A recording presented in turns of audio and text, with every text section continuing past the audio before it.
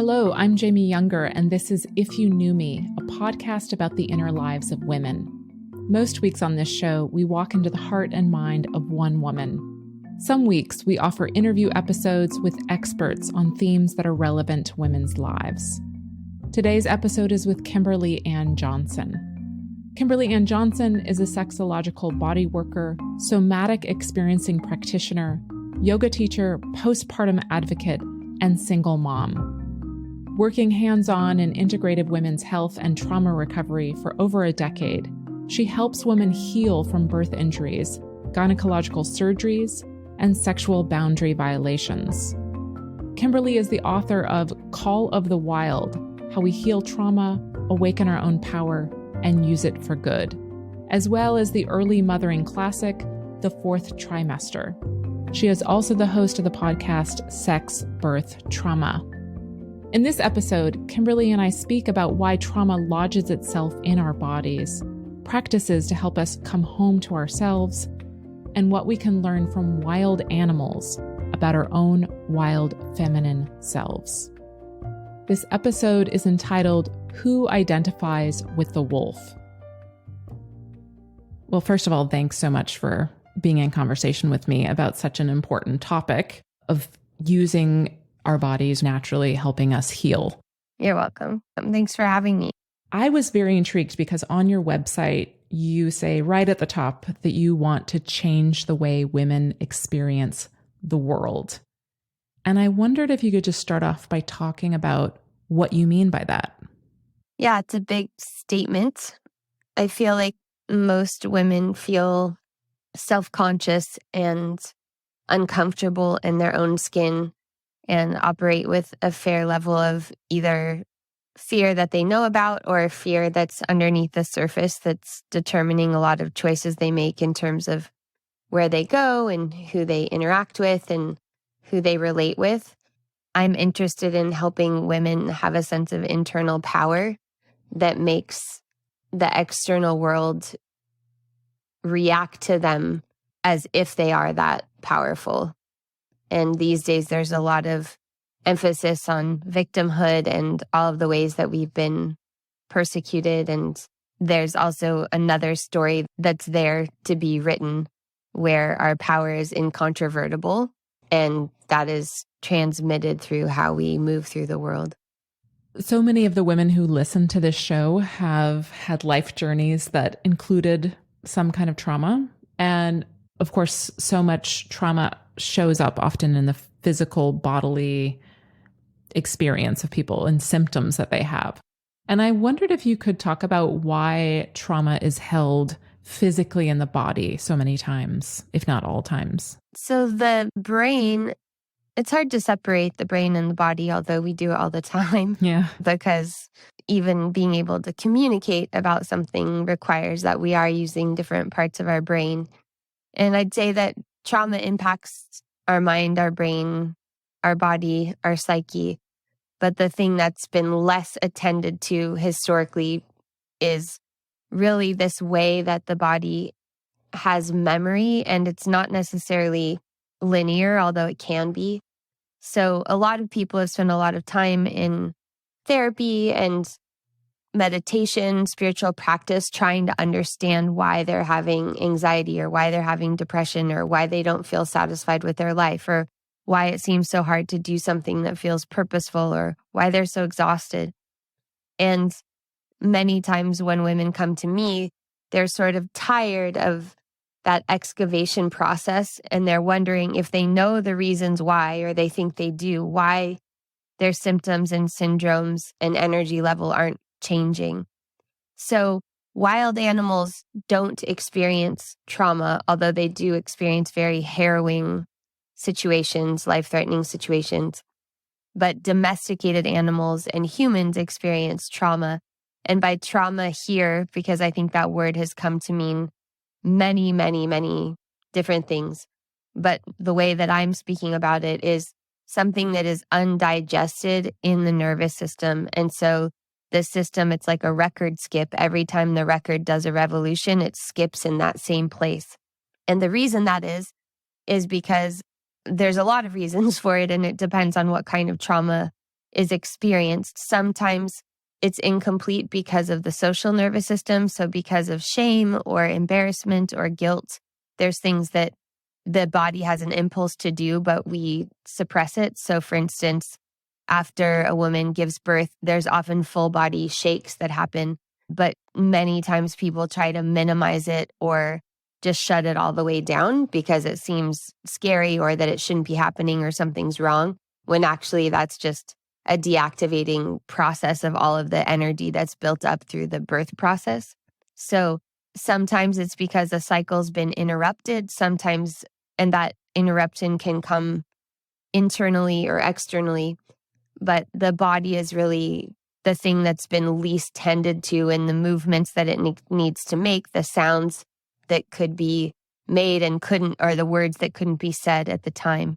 And once those things are given a chance to appear, then a new level of organization or health comes into the system. Before we get into the happier part of this conversation of how to come into oneself and heal, I'd just like to speak now about what kind of issues you notice or see or work with women on where trauma is expressing itself. So you mentioned a few earlier. You talked about depression and anxiety. Can you talk about some that are particular or especially show up in women as far as trauma goes? Sure. Let's see. So I specialize in the intersection of sexual, pelvic, and gynecological health. So I work with women with incontinence, pelvic scar tissue, cervical scar tissue, hemorrhoids, prolapse, vulvodynia, vaginismus, bacterial vaginosis, yeast infections, kind of everything that lives in the reproductive and sexual system. Most of those have a trauma component to them.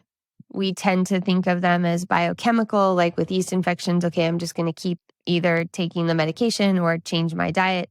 And those things can help. And when they do, then you know that's really what was at the source of the problem.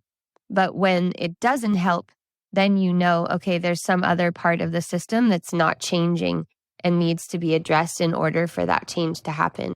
A lot of autoimmune conditions, so a lot of people experience thyroid conditions, Hashimoto's, or a lot of food insensitivities, gluten intolerance. I'm not saying the trauma is the exclusive cause or the exclusive reason, but it's often part of it. And when the nervous system gets more resilient and more robust, then the person's capacity not just to deal with life, but to deal with life, but also to eat a wider variety of foods without being so heavily impacted, to have less allergies in general. There's so many things that have to do because the nervous system works in conjunction with all of the other systems. And when we're talking about working with trauma, we're talking about working with the nervous system, and nervous system works in patterns. So we're talking about trying to interrupt a pattern in a way that could then create more continuity and coherence in the system that in turn requires less effort to manage. So interesting. I really appreciate that imagery of the record going the same place where it's kind of keeps going over that one bump. So many folks, myself included, have had moments of despair where we're trying to fix a bodily problem and nothing's helped. And I've had a few of those. Like one example is lower back pain.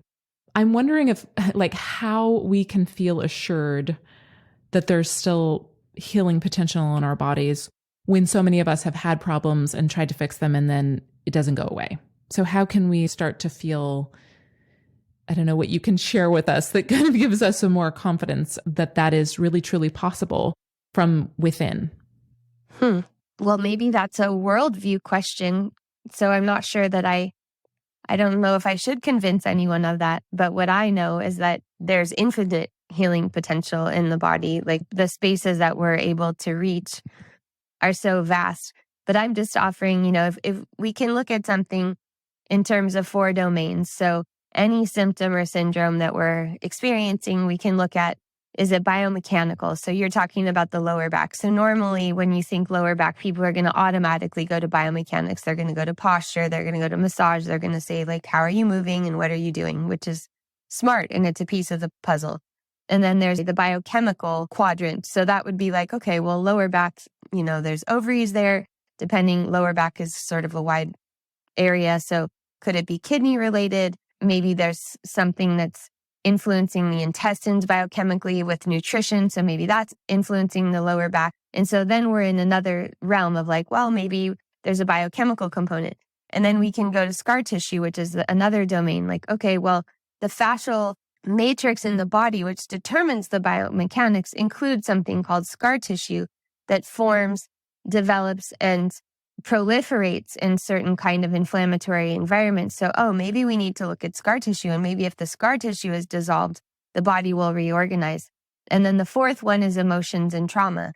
So you can take anything that you're experiencing and you can kind of run it through that. Like, well, have I looked at biomechanics? Oh, actually, I haven't even really thought about that. Maybe I do need to, even though it seems like it's this, maybe I do need to move in a different way. Like recently I had a client who is really feeling so down because she had a breakup. And I don't know if she is suicidal, but getting close to it and just feeling like it brought up all of her abandonment wounding and all of the ways that she's just not good enough and all of her earlier attachment strategies with relationship. And so she was asking me, like, how do I not just keep feeling sad? How do I not keep going down that just sad, sort of dejected place? And I was watching her speak as she was telling me. And since I'm a somatic practitioner, I'd listen to what people say, but I'm really listening for how their whole self is communicating to me. And so I just asked her what kind of movement that she'd been doing. And she said, well, she wasn't really moving as much as she usually did, but when she does yoga. Oftentimes when people are experiencing certain things, and especially women, the emphasis overall in the culture for all people is we need to relax more. We need to let go. We need to let down. We need to be less stressed. And in fact, for female nervous systems, oftentimes we need more activation so that we can let go. So in the case of this woman who was feeling really heartbroken, I was like, you need to do something that's more physical, like wrestle, or hire somebody that you can box with, or we need to find something that you would actually enjoy and that you want to do, but you need to be engaging so that you have more flexor collagen orientation in your structure. So it wasn't about analyzing her inner world and analyzing her pattern of being sad and not angry or those kinds of things. It was really about what is the makeup of your structure and how is your structure supporting what's happening, because as you build a sense of strength and you have some contact, because the other thing was like, so many people today, including myself, spend a majority of their days alone and alone with a screen, not just alone with nature. So I also wanted to build that in for her. Like, okay, you don't have this other relationship that you thought you wanted so much, but what relationships do you have? And could you find a male trainer that would engage with you physically like that? I'm not trying to replace a relationship, but I'm trying to give components that will give her structure more substance. Yeah, I'm intrigued by you talking about that in society, often there's the encouragement for women to rest or settle, as you were talking about, as opposed to activate, which is a term you use a lot. And talk more about that when you said women's nervous systems oftentimes need more activation than they might be encouraged to do. Well, so in the nervous system, when we feel a threat, most people are used to the terminology of fight or flight response. But there's other tiers of our nervous system. So sympathetic nervous system, and we're talking about the autonomic nervous system here. In the sympathetic side, when you're under threat, you either fight or flee. Or if there's a higher level of threat, which your brain doesn't determine, but your body actually evaluates, then you go into the parasympathetic system under threat, which is not rest and digest. It's freeze or collapse. And so most women are conditioned to flee and freeze. And that's what our culture sort of recognizes this. And most men are conditioned towards the fight under threat. And so in my work, I really help women start to develop a relationship with healthy aggression and with a fight response that's self-protective, so that you know that if you needed to protect yourself, you could, and therefore you don't need to walk around the world either afraid or overcompensated, because again, you just feel that connection to your own power. Mm-hmm. And a lot of people want to have better sex and better orgasms and multiple orgasms and all kinds of things. But all of that depends on resilience in the nervous system, that we have the capacity to hold that much activation and charge in our system. So a lot of times when we come up against a higher level of charge, many systems start to kind of wilt rather than expand to meet the level of charge. So in small ways, throughout my courses in the book, I help people get in touch of what it's like to sustain more activation without collapsing. I'd really like to talk about that. Your book that came out last year, which is entitled Call of the Wild, How We Heal Trauma, Awaken Our Power, and Use It for Good. You include several practices in the book to help women, for lack of a better word, heal, but probably you would say many other things. But can you talk about maybe two of those practices now with us, maybe what you were referring to just then, but other things that folks can actually, I would encourage them to buy your book, but if they are just at home, what can they do to maybe move more into that healthy aggression? Sure. It all seems a little weird out of context, right? So it's like, I got some pretty weird book reviews that were like, oh my gosh, who is this person that thinks if you crawl around in your room and growl that somehow that's going to change your life or the world? So it's hard to just extract one thing, because part of it is a deeper understanding. But the beginning of it that anyone can do right now is that all the Western world in general, and now, I used to talk about psychology as if it was a field, which it is a field, but psychology is so pervaded every part of mainstream conversation that most people, we have a working knowledge of, we might not know much about Freud, we might have stereotypes, and we might not know like deeply about it, but we have a pretty, most people know words like narcissism and transference and countertransference. We have sort of this working, maybe it's implicit, maybe it's explicit, but agreements about psychology. Part of that pursuit, and especially when we're feeling bad, leads us to hyperanalyze ourselves and kind of mine our individual inner life. And it feels like we're doing something good, like we're journaling, we're meditating, we're setting our timer for 5 minutes. We're doing all these things that we think are good to take care of ourselves and be better people and, be better parents or better spouses or better colleagues or whatever. So it's totally understandable. But part of the way that I work with the nervous system is that I'm really looking at what natural oscillatory coherence looks like, right? We're all animals and we're all in relationship with the natural world, however disconnected we might be. The majority of everything that's happening inside of us is happening without our volition until we die. So if you're listening, then notice as you look up at the horizon level or a little higher than the horizon, and just look around you so that you see what's around you. Or if you're in a room, then look around the room you're in and let your awareness be kind of like a bird. So your awareness is like flying around and then it lands on something. And let your gaze stop on that thing and let it have a beat. So give it a name. So in this case, for me, it was windowsill. And you don't have to evaluate whether you like it or not. It's just like, okay, if it's a windowsill, and then give that a moment and then let the bird fly again and look out in your world, in your space, wherever you are, again, until you land, and then give that thing a name, yellow flower.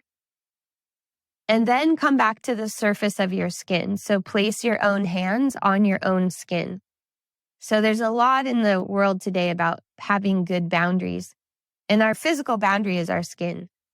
And so feel your skin and notice your hand as you're rubbing your arm or your other hand. It usually takes about 15 or 20 seconds until you feel something shift where it's less doing it and more being. And then you can go inside. So we've been outside in the world. We've been at the superficial layer, your skin layer, and then go inside for a moment and notice a sensation. And if you can feel a sensation that's neutral or feels good. So space in my upper belly. And then the moment that you notice something, go back to your skin And if you need to move your hand on your skin, go ahead so that you have, if it's too hard to just focus without some contact, you have your one hand contouring your skin. And then look out in your environment again. So that's teaching our awareness to go from outside to inside. We have a bias that like the outside world is not reliable, and the outside world, like we shouldn't rely on it. We should rely on our inner truths, and we should just get clearer about who we are.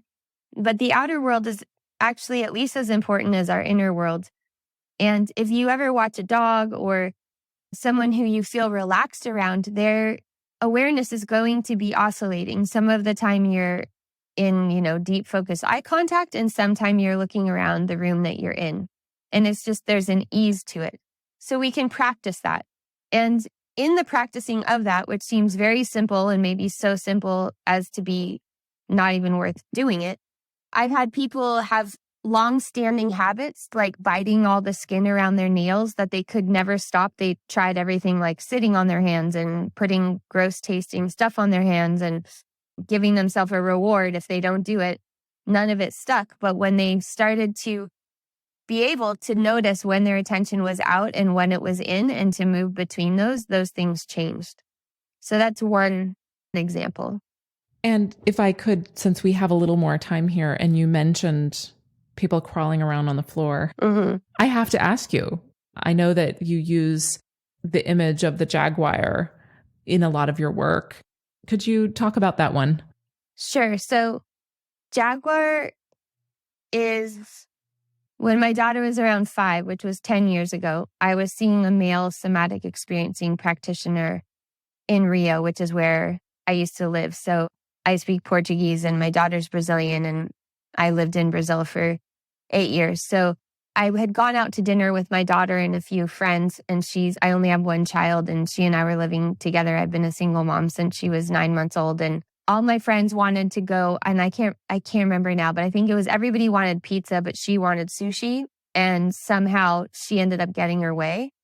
Later that day, my friend told me, your daughter, she's very authoritarian child, and you need to get a handle on it or she's going to be a total nightmare. And of course, I was horrified and really angry with my friend, but also she's a really good friend. So I knew she wouldn't have been saying that if some part of it wasn't true. So I went to my somatic experiencing practitioner, and I was feeling really sorry for myself. I was working so hard, and I love being a mom, but I was just like, I don't really know what to do. I feel so tired. I'm so tired of having to be the unconditional love and the discipline at the same time, and to be the mom and the dad. And he looked straight at me and he said, do you know where I'm from? Do you know that I'm from the Amazon? And I said, no. And he said, I'm from the Amazon. And do you know that you're a jaguar? Or he didn't even say, do you know? He said, you are a jaguar. He said, look at your skin. Look at your golden skin and your freckles. He said that your spots.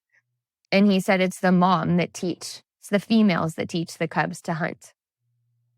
And so in that moment, he just fractured my human categories that I had made. And he just gave me this animal understanding that there's no such separation as this thing that I'm saying about discipline and love. It's like, this is your job to teach her to hunt, but also like you're in charge here. And so he said, go home and watch lots of videos of jaguars and cubs and start doing that, start acting that out. Because I was also feeling like so tired that I just didn't really want to roughhouse with her that much. I just was like feeling tired most of the time. But at that point, I realized what was making me so tired was actually not doing that. And so once I started physically engaging with her, and once it became more obvious to her who was in charge, I was a lot less tired because I wasn't fighting for my boundaries all the time. I've always been a very flexible person. And so I didn't really have a strong preference about where we went. So I would just go to where she wanted to go, which is a problem with culture as well. But for me and my path, it was a huge gift to start understanding what it meant to be in that role. And then additionally, in somatic experiencing school, we watch videos of animals. So we watched a video of a wolf and a rabbit. And the entire time I was just rooting for the rabbit, and I was sweating, and I was just like, oh my God, I cannot believe this rabbit can't feel that the wolf is right there. And will you please just get away and run? And I just was so involved with the rabbit story. When the lights came up, the teacher asked everyone, who identifies with the wolf? And in my mind, I thought that's insane. Like, what freaking psychopathic lunatics would identify with a wolf? But about a third of the class's hands went up. And at that moment, these were people that I knew already and that I liked.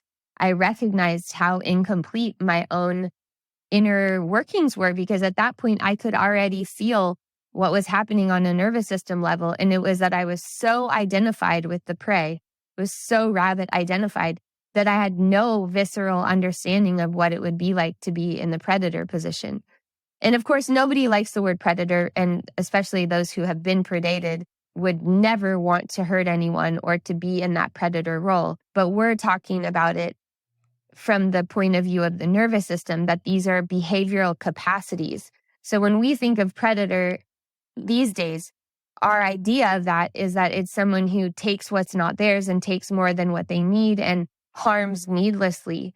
But predators in the wild don't do that. It's feral animals that do that. Wolves that live next to hen houses destroy hen houses, not wolves that are out in the wild and have what they need. In fact, they have a relationship with the prey that they end up taking. I could tell a million stories about this because it's the foundation of my work, and it's what I take every woman that I work with through, this process of how to occupy this full spectrum between, if you like, rabbit and wolf, or gazelle and jaguar, or whatever the dynamic is. We need to be able to inhabit the full spectrum. And for most women, we are so leery of power because of how we see it has been used, and how in some cases, many cases, we feel that we've been a victim of it, that we're reluctant to hold it. And so that's the jaguar energy, is knowing who you are, being comfortable in your skin. When you know that you need to go towards something, you feel that you have the capacity to do it. But also, jaguars don't hunt all the time. They hang out, they play, they walk around and saunter, they sleep a lot. So it's really about what is necessary, which patterns are necessary that can be activated when you need them. Thank you so much. That was really beautiful and helpful. The last thing I want to talk about, because I also assume it's something that women can use at home to a certain degree, is how sound and music can be a tool for the nervous system. I don't know how you use it, but if you could elucidate that and maybe talk about if there are ways that women can use sound and music in their own space. Well, one really important part of healing is joy and understanding what makes you feel good and being willing to go towards the things that make you feel good. So when people are in chronic pain, the answer is usually everything hurts. But everything doesn't hurt in the same way all the time. Because in order for us to come into greater level of wholeness and eventually not be in pain, we really have to understand what it is to feel good. And a lot of meditative practices are about developing neutrality.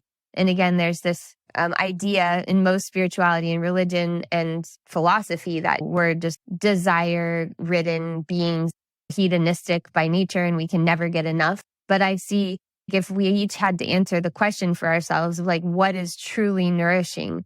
A lot of the things that we would say was nourishing are things we think we're supposed to be doing. Like, well, I should take these herbs and I should eat this thing. But the pleasure in it has gone out of it. And it's really strange, actually, because I'm also a birth worker. It's really possible these days that you can be at a birth and the oxytocin circuitry actually doesn't happen. And I'm not even talking about a surgical birth. You can be in a vaginal delivery and the whole oxytocin wiring just doesn't even happen, which seems impossible, but it is possible. So that's what I would say first about music is, like, what do you love? What brings you joy? Noticing in yourself those things. But then, of course, there's things like percussion. Percussive energy is more fight energy. So in the pandemic, I listened to tons of Fela Kuti, and I did a lot of primal screams with some of my courses and a lot of building activation. It's helpful to have music that starts to build tempo, and that percussive energy tends to lead you into more aggressive action. And then you can go just to a slower tempo, more melodic, that's more down regulating, right? And then nowadays there's all these Hertz frequencies that you could use to induce certain states. But I'm less interested personally in inductive states, because to me, that's also kind of like, well, then you could just go take a microdose or just do something that's going to impose a state. I'm interested in deeper levels of organization that are naturally arising and developing organic intelligence around those natural arising tendencies. But the most important thing is to understand the state that you're in first, because then you know which direction you need to go. But sometimes it's not possible without putting some input into your system first and seeing how your system reacts. Which I guess takes us somewhat back to the first exercise that you took us through, which is sort of noticing what's around and then our own physical boundaries and then into your internal space. And I guess checking that out. Yeah. I mean, there's other skills that are in the book that are also really important, like the time skill, being able to segment the channels of experiencing that are happening regularly, and to understand, for instance, if you're in the thought channel or if you're in emotions or if you're in sensations or movements or images. So there's the generated experience that comes from within where your system is feeding you information. And then there's the provocation that's happening from the outer world, and orienting yourself there is a different kind of orientation. And so orienting is how you know where you are in the world, because we think we do, but a lot of times if I asked you right now to sense into where you're sitting or standing, how far it is behind you to the wall behind you, most people wouldn't know because we're not proprioceptively located. If we're not located, our body's going to register that as dangerous, because part of being in relationship with the rest of the world is knowing where we're at. And screens just make us more and more hyper-focused on our narrow visual field.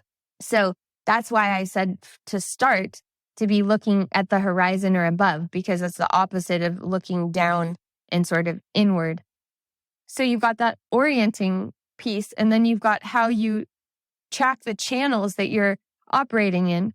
And most people are operating in the thought channel most of the time, which is also why the body is the location that we're really emphasizing in my work.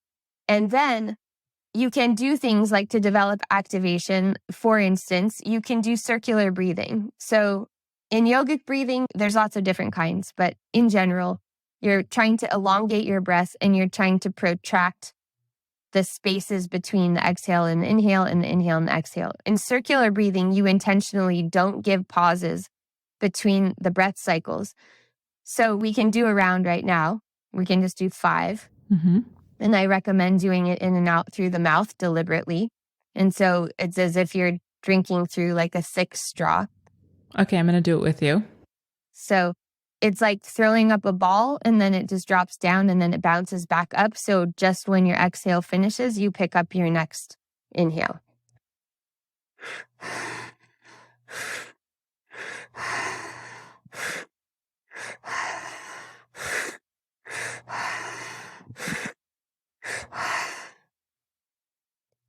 So for most people, that's enough to start to feel their heart rate accelerate a little bit.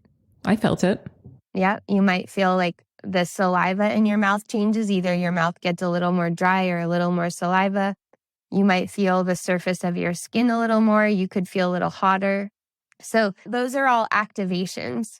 And for some people, they're automatically in their system. They're resisting because they're like, this makes me feel anxious, because those are things that some people associate with anxiety. You might just not like it. I don't like being out of my homeostasis. I don't like doing something that's making me feel more. I'd feel fine with going to lie down, but I don't want to do this thing that's building up more energy. And so for me, I just really recognized that in my system. And before our call, that's why I mentioned I came to Holland to study with Casper van der Meulen and study breathwork in the nervous system with him, because I could tell I had 20 years of yoga practice under my belt.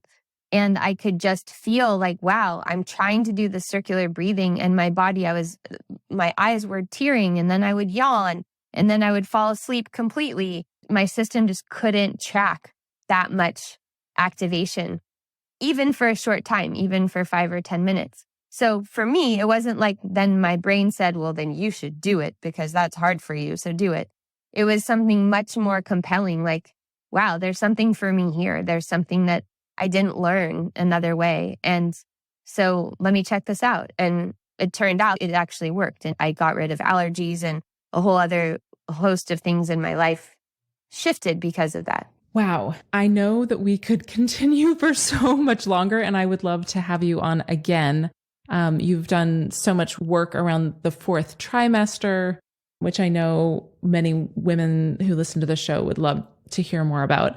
But I just want to thank you for being such a refreshing resource and sister mentor and helper. This has been really so interesting. And thank you really very much for this conversation. You're welcome. Thanks for having me. Thanks so much for listening to this week's episode.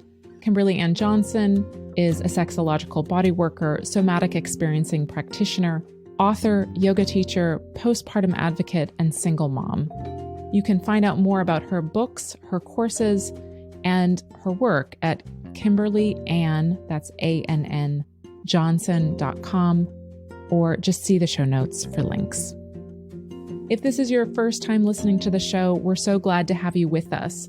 I invite you to sign up for our weekly newsletter. It has fantastic artwork, and we announce our new episodes there. If you've been listening for a while and appreciate our mission of documenting and publishing women's real stories, I invite you to support the If You Knew Me initiative. When you become a supporter, you get sneak peeks into our creative work behind the scenes.